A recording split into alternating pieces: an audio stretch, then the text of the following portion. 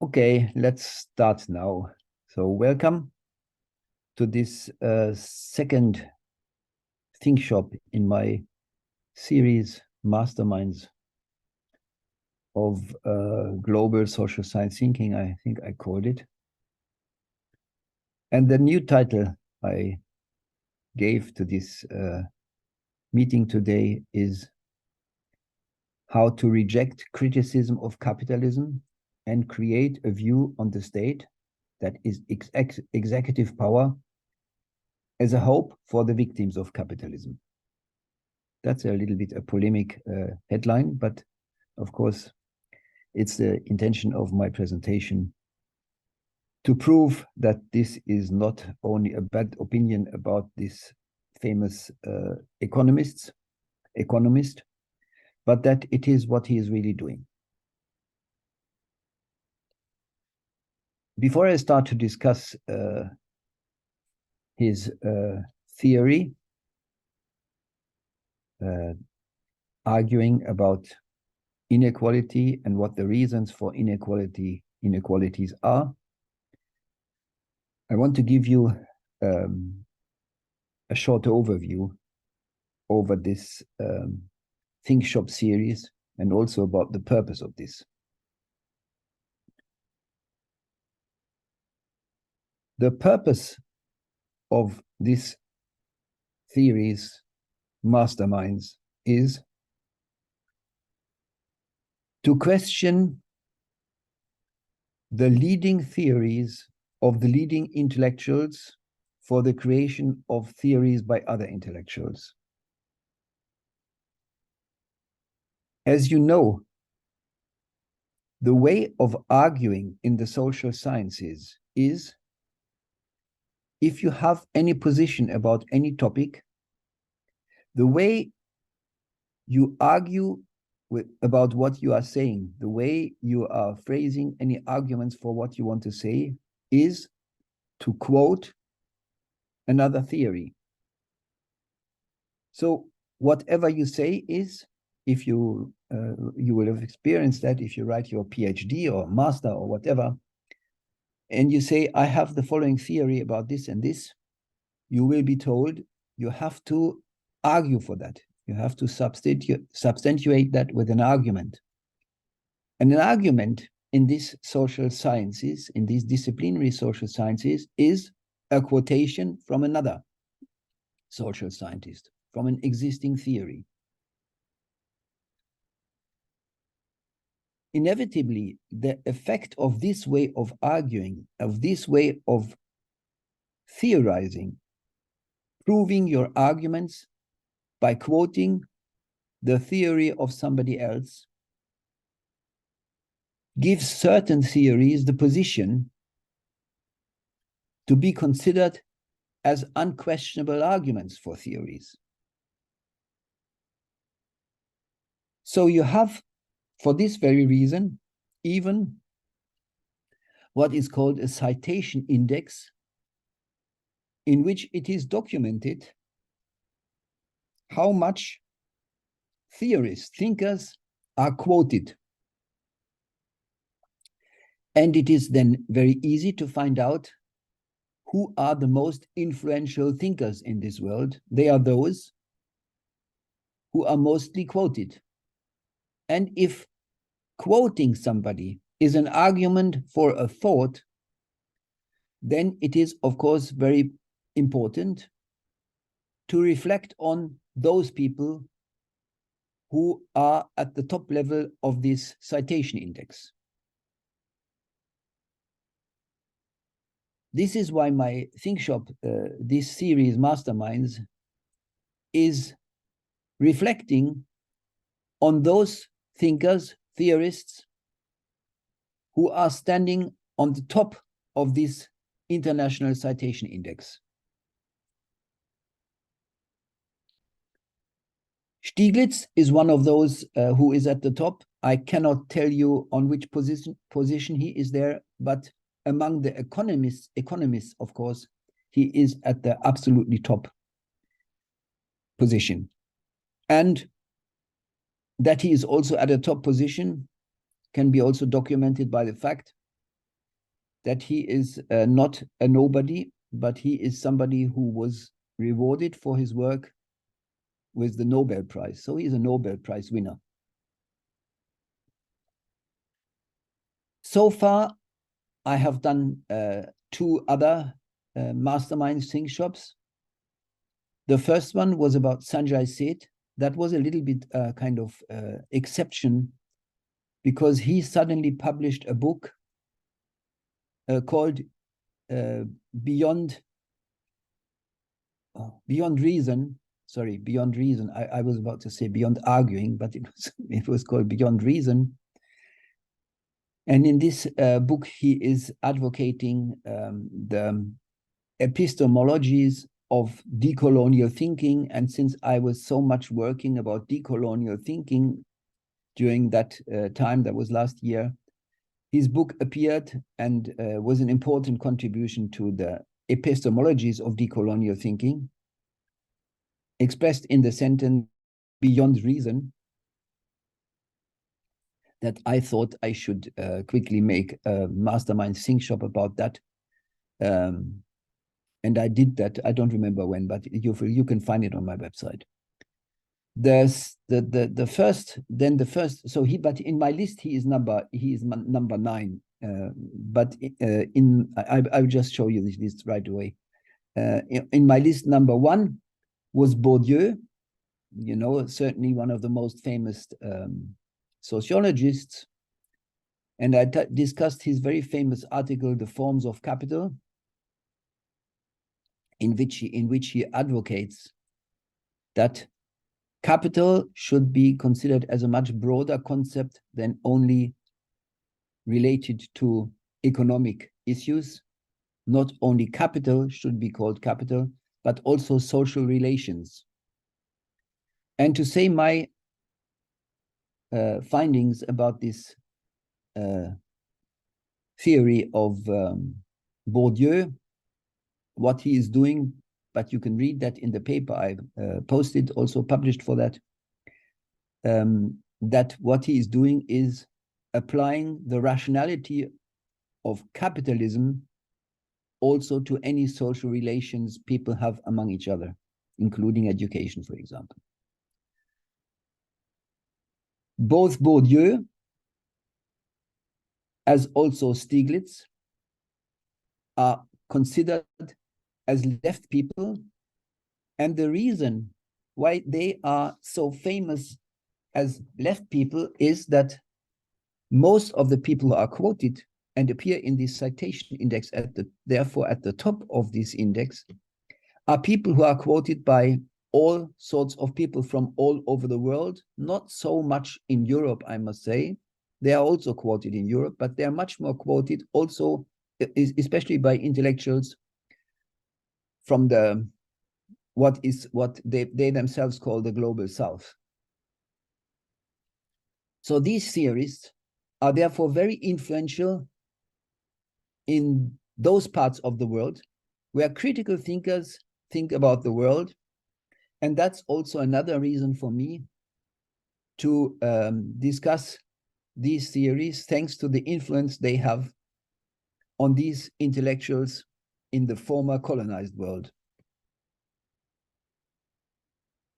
So I have done that think shop for Bourdieu. Please have a look at it if you're interested. At the end of this series, my plan is to publish a book about all these workshops, think shops about the masterminds. So Bourdieu was number 1, and Stiglitz today is number 2.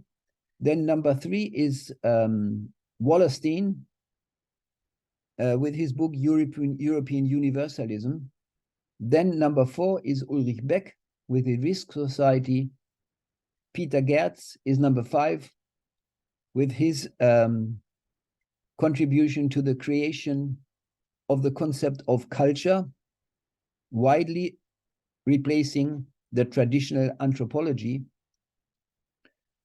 Then the next one, number 6, will be Foucault, a very important, I think Foucault is actually, if I remember correctly, I'm sorry that I don't have this citation index in front of me. As far as I remember, Foucault is even number 1 He is the top social scientist in that citation index, the one who is mostly quoted around the world. Then number 7 will be Thomas Kuhn with his book called The Structure of Scientific Evolution, in which he proves that not only the knowledge of social sciences is relative knowledge, but that also the natural science knowledge is relative knowledge and cannot claim any objectivity. That is a very, very influential work, influential in terms of the way thinking is constructed in the today's intellectual work. I don't want to say more about it, but that's why it's also on my list. Then number 8 will be Jean Blondel. He is a psychologist. And number 9 is Sanjay Seth, a book that I can recommend to read, in which it's called Beyond Reason, Post-Colonial Theory and the Social Sciences. And that think shop I just noticed here, I carried out on the 15th of June in 2022. In this context, what I'm doing here is, as you can see, I address in the whole series of masterminds leading thinkers from the most important social science disciplines, economy, political science, and others, and so on. I don't want to go through the list again. It's obvious from the authors I presented to you. And if you are interested in what I'm saying about the social sciences in a more general way, especially about the disciplinary social sciences, as one must more precisely maybe say to avoid a misunderstanding, there is a book I published some years ago. I don't know, it was in 1900 and, I forgot, 1900 and, oh my God, 2016, not 1900, 2016. That book is this one. No, you cannot see. Because I did something with the background. So the title is How the Social Sciences Think About the World Social, Outline of a Critique. And in this book, I am discussing the fundamental approaches of each discipline, what constitutes disciplinary thinking in all these disciplines. I'm also discussing there what constitutes economic thinking. And I will come back to this point. What are the basics somehow of economic thinking in my discussion of Stiglitz, who is an economist. Now let me say just one more thing before starting with this discussion about Stiglitz and his paper called Origin of Inequality, published in 2005. Let me just say one more thing. I must confess, I was also thinking if I should do this discussion of this scientific paper today. Probably also many other people, including myself, are quite bothered by what is going on politically, and are more focusing their mind on all these things going on in the world from a political perspective. You know what we're talking about. We just had 2 meetings about this war on Gaza and so on. And of course, it is worth considering if at this time one should really spend time for discussing such kind of, in that sense, if you want, exotic topics like the critique of scientists, scientific thinking theories. I decided to do it for the following reason. As I will show in my discussion of Stiglitz very soon, right away, I want to prove how much these social scientists influence the way people are seeing the world, and especially how much they influence the way people are seeing, interpreting capitalism, or more specifically, how much they influence with what they are saying about capitalism, especially with what they are saying about its political body, its political power, the state, how much they influence how people see the world, and not only see the world in general. That's what they also do, and what they also very much influence. They do influence this, and one should not underestimate the influence these social scientists have. One should not underestimate it, though, of course, it is true. They don't make any decision. The decision making is monopolized by the politicians. Nevertheless, social scientists are influential in the sphere of building your opinion about what is going on in the world. And they do that via the creation of their theories and via the education system through which their theories reach everybody. And by reaching everybody, influences the way they are seeing their lives and the world and what is going on in the world. And as we will see soon, people like Stiglitz, very influential guy, influences a lot, especially the view people have on their political body, on the nation state. Now, this is the way to enter the debate about this economist, Joseph, or don't know his second E, I think, I don't know, Joseph Stiglitz is called. And the paper he wrote in 2005 about the title is The Origin of Inequality. Now, I have to say again something what has to do with the reputation this guy has. Stiglitz is quoted so much because he is considered, and that's why so many left-wing people quote him, he is considered as somebody who criticizes capitalism. That is what he is famous for. Now, when I started to read his paper, I was interested, what is he saying about capitalism? And I will share that with you by reading his abstract with which he starts his paper. Please accept my apologies that I didn't post the paper on my website. I noticed that was not wise. I should have posted the paper so that everybody could have time to read the paper before this meeting.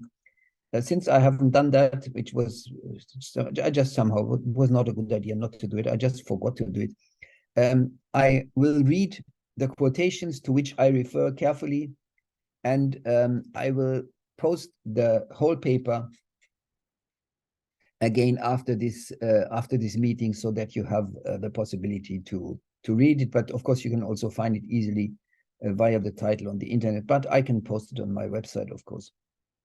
So what is he saying about this paper? Let me read carefully, slowly, so that you can understand. This paper critiques the notion that unfettered inequality is an inevitable consequence of contemporary capitalism.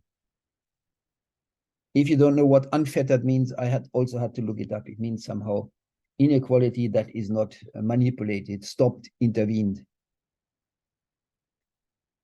Again, this paper critiques the notion that unfettered inequality is an inevitable consequence of contemporary capitalism and provides an alternative, new framework for analyzing changes in income and wealth distribution. By thinking of these distributions as the result of changing centrifugal and centripetal economic and political forces, we can identify changes in our economic and social structure that may have played a central role in the creation of today's high level of inequality. And we can analyze the potential impacts of alternative politics. Specifically, I suggest that much of the increase of inequality is associated with the growth in rents, including land and exploitation rents, that is arising from monopoly power and political influence. So what he is saying, he says, there are theories which say that inequalities are caused by capitalism. And what I'm going to say in this paper about, that's the title, Origin of Inequality, what I'm going to say is that inequality is not arising from capitalism, but from political activities, from the monopoly power and political influence. Now, before starting what he is saying, then why he thinks that inequalities cannot be critiqued as a matter of capitalism, but must be interpreted as a responsibility of state politics, I want to discuss briefly 2 points. The first one is the concept of inequalities. What is it at all? The second is that when he talks about inequalities, again, I want to quote the first sentence. This paper critiques the notion that unfettered inequality is an inevitable consequence of contemporary capitalism and provide an alternative new framework for analyzing changes in income and wealth distribution. My second point, inequality is the first one. My second point is that he discusses inequalities as a matter of unequal distributions.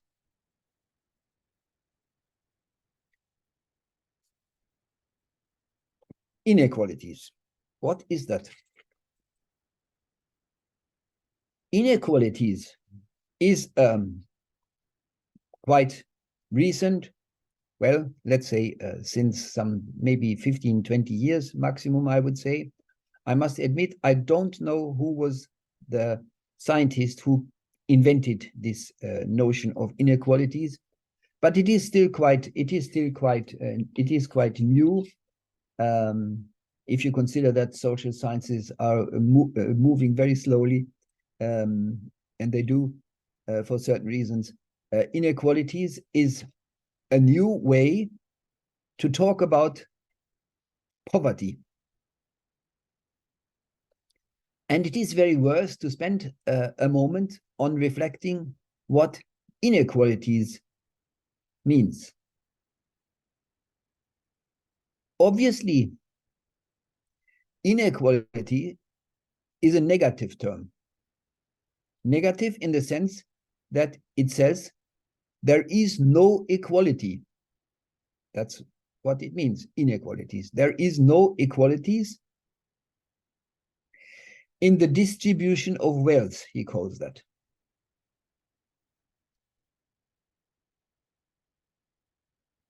So it talks about different participations in the income of people in capitalism. Calling this inequalities is interesting because it plays with the ideal that there should be equalities. So the negative term says that the way income is distributed, as it's phrased, violates a way it should be, ideally. It should be equal.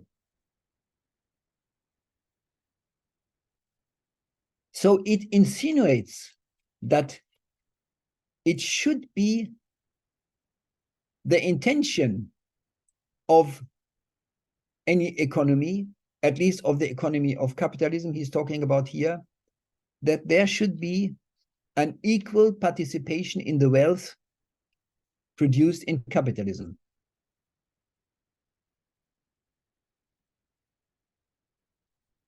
It is therefore remarkable that people who talk about inequalities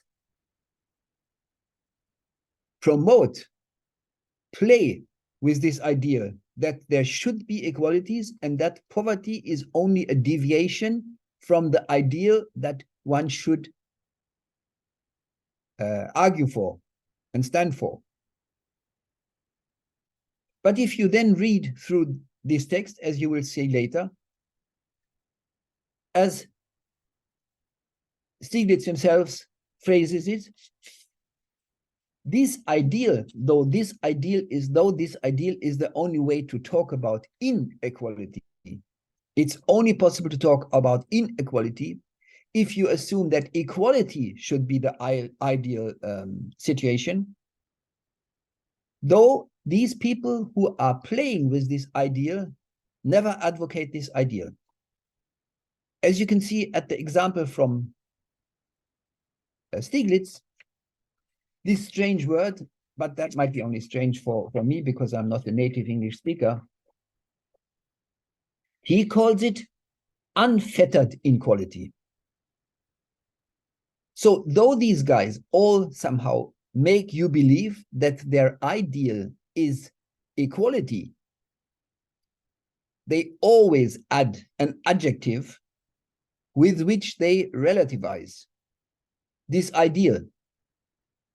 So inequality is okay. The problem is too much.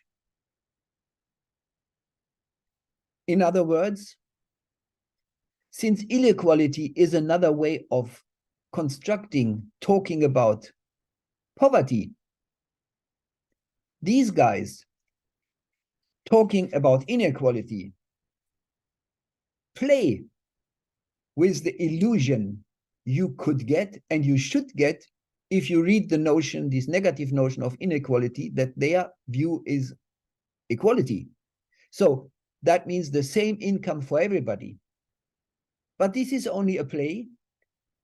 And as you can see from this adjective, unfettered inequalities, for them the question is not being against poverty, but being for poverty, but not too much, please.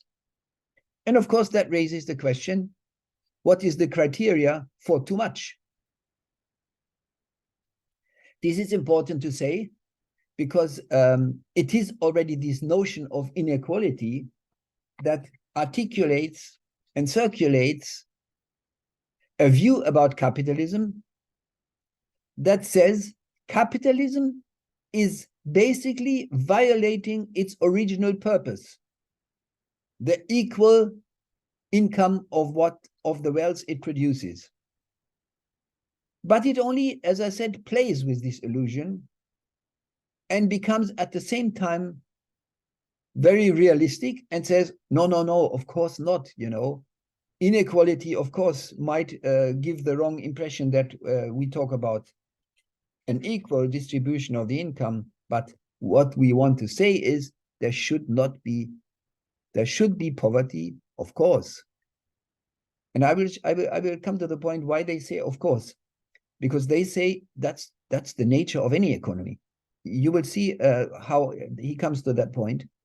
But what they say is too much is not good. And then, of course, the question is how much? And more importantly, not good for whom? For what? And you can be sure that it is not the poverty too much for the poor, because for poor, any poverty is too much. And there is not poverty, as you can say, that is decent poverty. That's a nonsense. And they know that very well. So much briefly about the notion of inequality, conceptualizing poverty with this notion. Secondly, as he already phrased it, he is saying he wants to argue that it is not capitalism that causes inequalities, but he wants to provide an alternative new framework for analyzing changes in income and wealth distribution, with the result of the inequalities. In fact, inequality, as he explicitly says, is a way to discuss the wealth created and owned by whom as a matter of distribution. In other words, who participates to which extent in the wealth capitalism produces.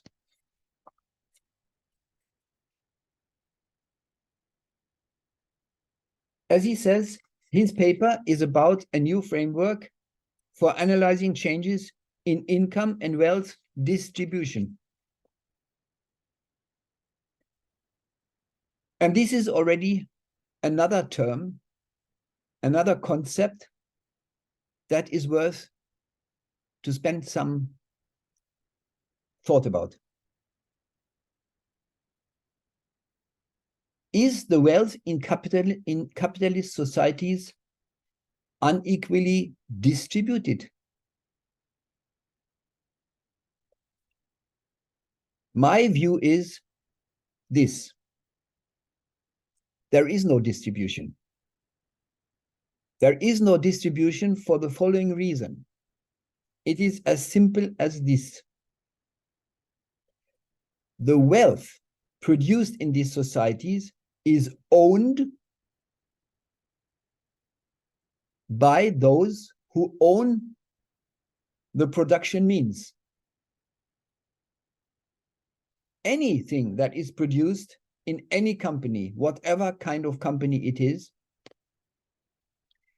not owned by the producers. It's owned by the company owners. The people who are producing the wealth, traditionally called workers, it doesn't matter how you call them, it's really irrelevant. That's a matter of words in this case. The workers are already paid before they raise their hands and start to produce anything. They are paid by their salaries, and the contract they sign when they are paid a certain amount for their work says, what you get is your salary. And with the salary you are paid by me, the employer. With your salary, everything you get is already fixed as paid. And what you get paid is not related to what you produce. What you produce is mine. I paid you for your work, and what you produce is owned by me. In other words,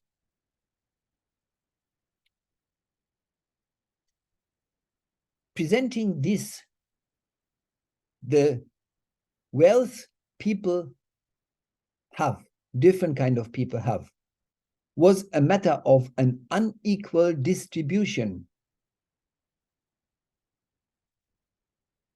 deletes what is the reality in this relation between workers and owners. Those who go to work and get a salary go to work to get a salary because they don't own anything.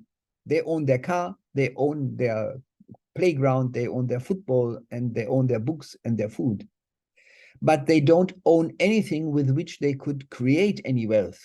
And because this is the case, the only way they can get an income is to go to those who own the wealth.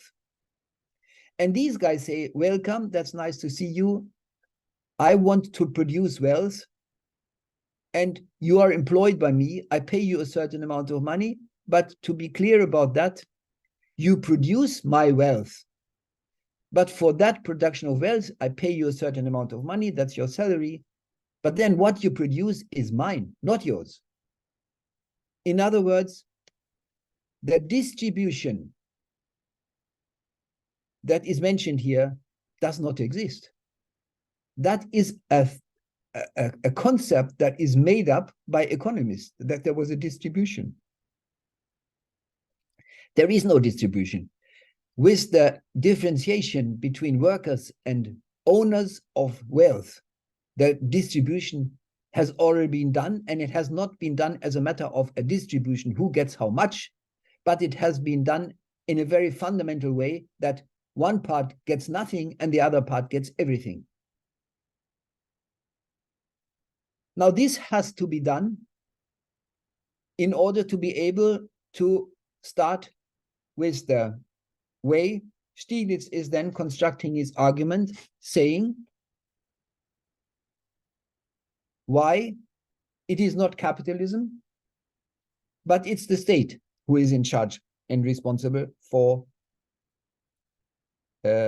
inequality. This needs to be said in order to start with the following way of arguing. So again, to sum it up, right? You firstly have to say. One short question. Go ahead. You told us about it's not a matter of distribution, but of a basic matter of one part gets everything and the other part gets nothing. I would say the one part has and keeps everything, and the other one has nothing. It gets a salary. Yeah, is there a difference between what you said and what I said? I don't see it. Yes. What I'm yes, no, just to be sorry, say it again, Martin. To be clear. Yeah. No, I have no objection to what you said. That is the same what I hopefully also said. It is just I wanted to make clear that what now the discussion that starts now has an introduction that conceptualizes the society in a way which consists of three false assumptions. Number one is this transformation of poverty into the ideal of aiming originally at an equal distribution of wealth. The second one is it talks this notion of inequality, which everybody uses and everybody talks about these days. Read any paper that deals with any economic, political issue. Everybody talks about inequalities. And I just want to say inequalities is already a false image about this society. And I try to explain why it is the case. And I also try to say why and how this creates the illusion of an equal distribution of wealth. But it is very realistically saying, of course, it's not about abolishing poverty. It is just not too much poverty. So, and that is what is now going to happen in the way he argues. The second thing is talking already about distribution is a nonsense, because there is nothing to distribute, because everything has already been distributed via this distinction that the owners of the production of wealth, production means of wealth, own everything, and those who produce it own nothing. That's why they go to work and get a salary. There is a third point here in this construction of his arguments I should also mention, and that is, as you could see from his quotation, he said, it's not capitalism, that's what he's saying, but it is the state who is responsible for inequalities. That's also remarkable. What is remarkable about that? As many people, I tell you, as so many people, I know what I'm talking about. When you talk with people about capitalism, they do exactly the same as Stiglitz is doing here. Capitalism is a name, a word for a society system. And as a society system, as one phrase it, it includes the economy and the political body who is creating, guiding, managing this economy. But if you make this distinction and say capitalism is not responsible for inequality, let's use this term now. I said everything that needs to be said about that. I don't want to repeat always my critique. Capitalism is not responsible for inequality, or if you want, for poverty, but the state. Then you can only do that if you have constructed the state, the political body of capitalism, as something that is to exist totally independent from capitalism. And that is another, let's say carefully, mysterious separation of a relation that consists, in fact, of two different agendas, but it is aiming at the same rationale.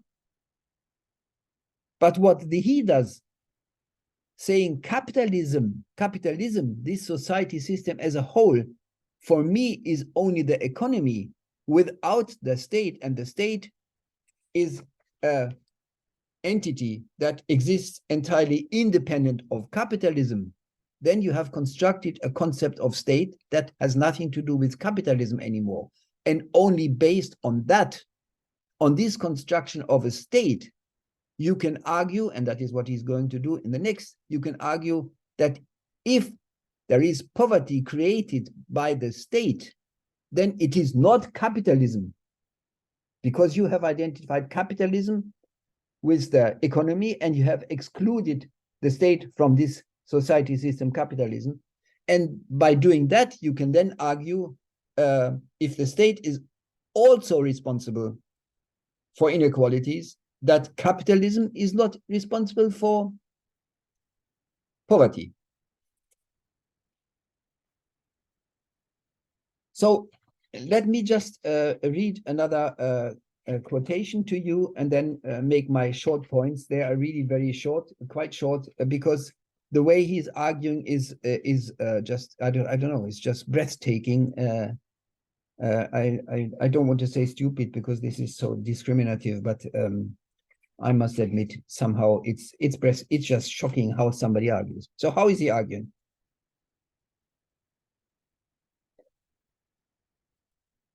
My analysis of market models suggests that there is no inherent reason that there should be the high level of inequality that is observed in the United States and many other advanced countries. Now the important sentence. It is not a necessary feature of the market economy. That's for him capitalism, right? It's inequality. It is not a necessary feature of the market economy. It is politics in the 21st century, not capitalism, which is at fault. So in this, obviously, he makes this distinction that he says capitalism is the market economy, the state is something else, nothing that has something to do with market economy. And what he is saying is that because the state is also creating, as I will show you soon, the state is also somehow creating inequality. Capitalism is not, cannot be made responsible for inequalities, for poverty.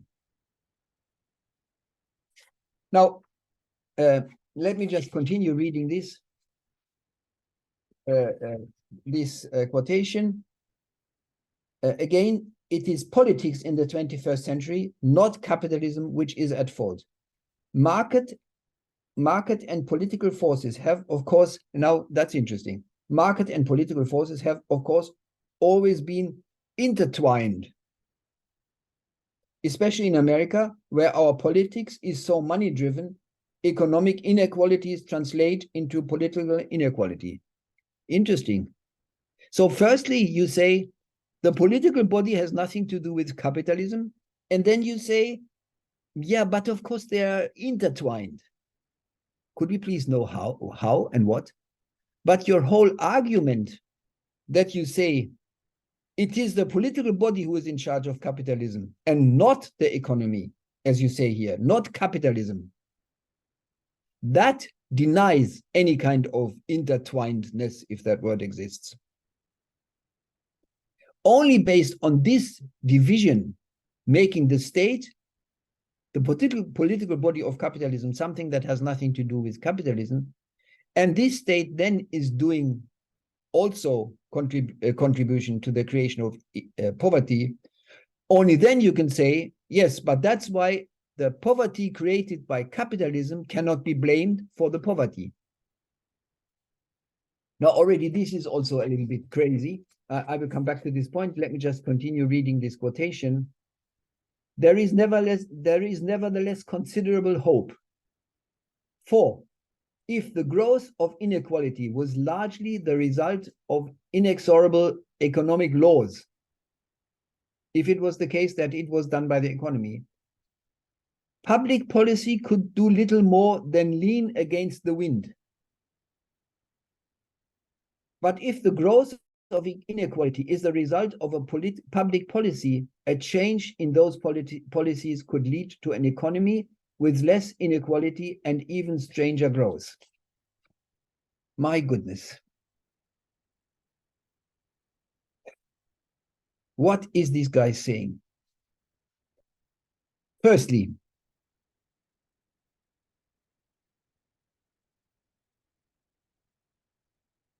since inequality can be fettered, can be manipulated, there is no inequality. Can you imagine that argument? That's what he's doing. To give you a kind of, example, let's go to the field of whatever, medicine. Since there is a medicine against cancer, just an example, there is no cancer. That's the logic. Amazing, but that's what he's saying. Why does not anybody say, hey guy, are you a little bit mad in your head? No, that is how he proves why capitalism the economy could not be accused for being responsible for the poverty it, by the way, needs and creates, because there is a way to intervene into poverty by the state. So there is a medicine, a political medicine against poverty. And since there is a political medicine against poverty, conclusion, you cannot accuse capitalism for poverty. There is no poverty. Bizarre argument. The second point is, since there is a second subject, which is the state,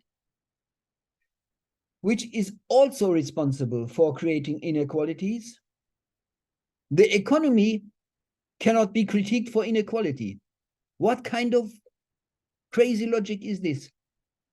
The crazy logic is this. He says, since there are two subjects who both create poverty, the first subject cannot be blamed for creating poverty. Sorry? What kind of logic is that? Normally you would say there are two subjects who are responsible for poverty. He concludes from the existence of two subjects, and yes, there are two subjects. Yes, that's true. There is the state and there is the economy, and both contribute to the creation of poverty. His conclusion is, if there is another subject doing the same, then the first one doesn't do it. You cannot make the first one responsible for that. And why can you not make the first one responsible for that? The logic is not finished yet. It becomes even more crazy. You cannot blame the first one for creating poverty because the second one is the political body. And since the political body can change its policies and not make people also poor, you have to have hope, at least you can't have hope, that there is no inequality anymore because the politics could be changed. Bizarre way of arguing. I mean, sorry, it's hard to disprove this by any other way of arguing than I do, because the logic is so crazy. You say you have the possibility to change politics. Yeah, of course you have. But let's say assume that for the time being, right? If you assume, but only if you assume, as he does, that the politics should have another rationale than the practice politics have. So what he's doing in his paper, he is describing on these, how do I don't know, 14, 15 pages, the history, how politics in the United States have contributed to the creation of poverty. And what he is doing, as you could see, if you still remember, I assume you don't, he talks about examples where he says where poverty is created by politics. And the example he's talking about is in the field of how do you say, land properties. And in the case of land properties, of course, the politics of the money, of how do you say, the interest rate,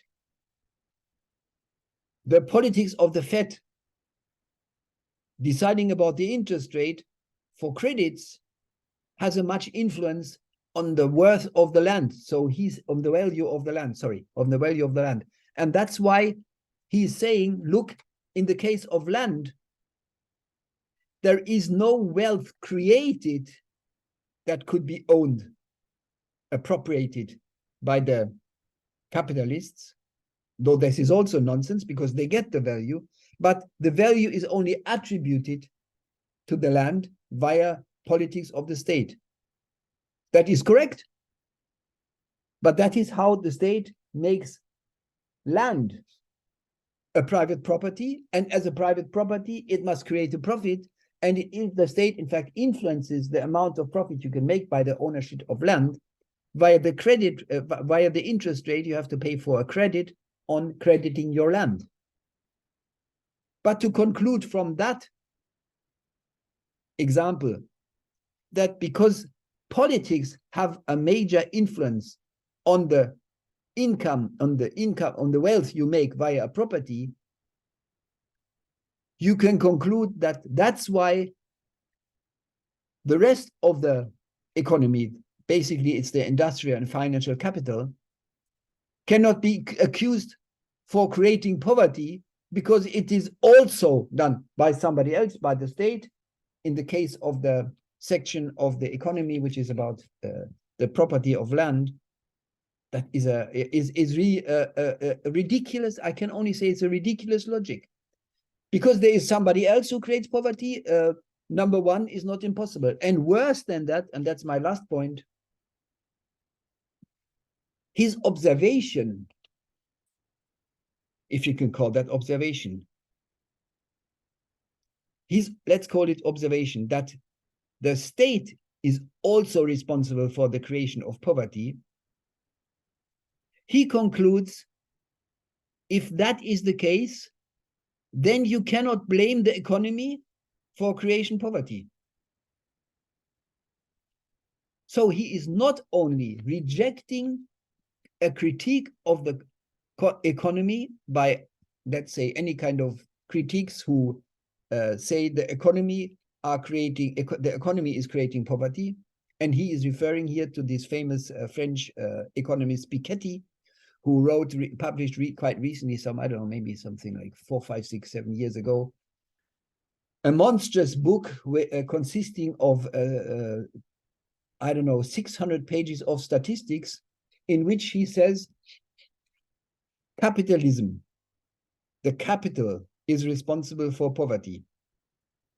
And this was unbearable for somebody like Stiglitz, and he wrote this paper, and this paper is a critique of this Piketty, who seriously wrote, I don't know, in the some years ago, in the 20th century, capitalism creates poverty. Yeah, have you ever heard about it? No. It's interesting, why does he write such a book? Well, let him write it, because he thinks it has never been proved, and he wrote a book with tons of statistics, unbearable to read, in which he always proves the same on 600 pages. The result of capitalism is poverty. This couldn't leave this guy, Stiglitz, and he said, I have to disprove that. I have to disprove that you can blame capitalism for being responsible for poverty, inequality, they call it, with all its implication I already said. I don't want to repeat that. And doing that, he does by saying, hey, Piketty, you have no clue about what is going on in capitalism. Capitalism is only the economy, but there is somebody else here in this world. That is the state. And the state is also creating poverty. And because the state is also creating poverty, you don't have to blame the state for also creating poverty. But that's why you have somebody else who creates poverty, not only the capitalists, but also the state. And that's why you have to have hope in the state that you can do something against inequality. And while Piketty says,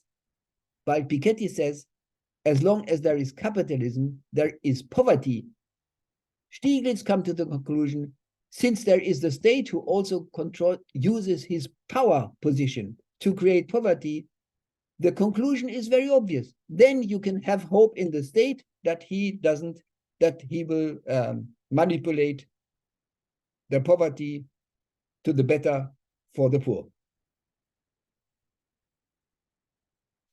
In this notion, of course, I want to phrase again this quotation I already read. There is a little notion that I should, coming to the end, I should also mention again. Again, let me read. For if the growth of inequality was largely the result of an inexorable economic laws, public policy could not do little more than lean against the wind. You know what he wants to say? If it was the case that poverty was only created by the economy, public policy could not do more than lean against the wind. What he wants to say is, and I must say, you know, it's a quite shabby way to phrase that. But what he wants to say is, poverty created by the market economy is like the wind. That means is natural. So imagine that logic. He says there is no way to criticize capitalism for creating poverty because creating poverty is the nature of capitalist economy.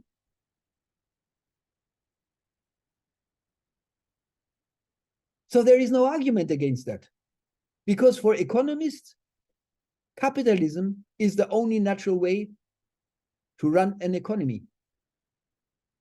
If you are interested in how people like Stiglitz, how any economists arise at this view on the capitalist economy as being the unchangeable, natural way of producing wealth, if you're interested in how they get to this view, I can again read my silly book. It's not so silly. I don't like the beginning anymore, but that's how it is. And in this book, I also write something about what kind of essential categories give birth to the theory of economy. And if you read that, you will understand with which logic economists in general, and an economist like Stiglitz, arrives at the conclusion that if poverty was the result of the economy, there would be nothing to do about that, but how does he say it? Leaning against the wind.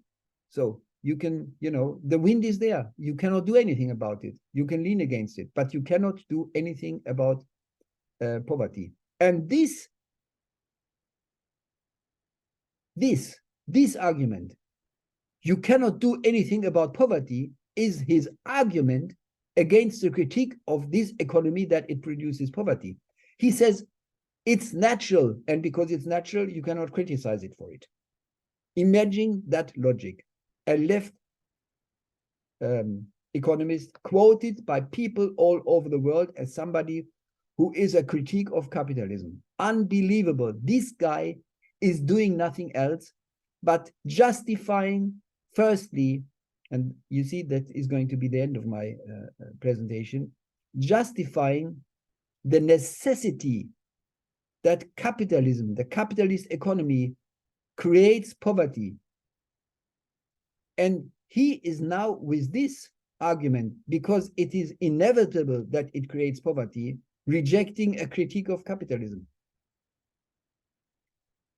And then continues to say, there is somebody else who creates also poverty, the state with its political action.